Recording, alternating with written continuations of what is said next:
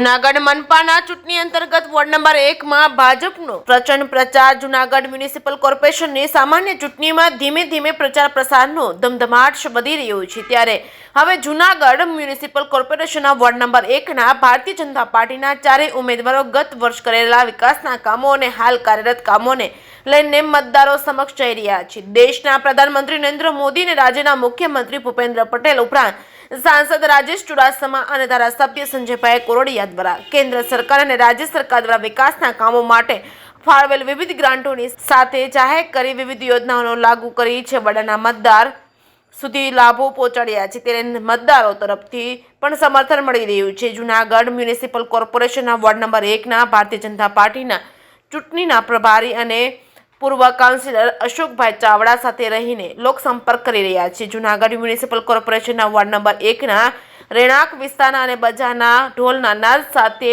मतदारोमां आकर्षण ઊભું કરવા કાર્ટૂન રાખી જોરશોરથી પ્રચાર પ્રસાર કાર્યક્રમોની બોડી ઉપસ્થિતિ સાથે કરવામાં આવી રહ્યું છે। કેન્દ્ર અને રાજ્ય સરકાર ભારતીય જનતા પાર્ટી હસ્તક હોય ત્યારે ડબલ એન્જિન વાળી સરકારની વિકાસ યાત્રા જોડાવા આહવાન કરવામાં આવે છે।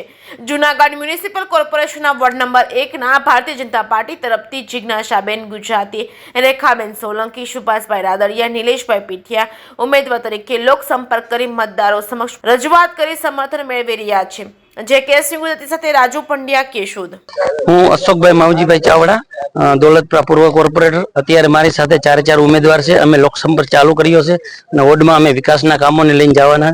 જેટલા વિકાસના કામો થયા છે એના આધારે અમે અત્યારે મત માંગવા નીકળ્યા છે। એ જ આધારે અમે જીતશું બહોળી બહુમતીથી, એટલી જ અપેક્ષા।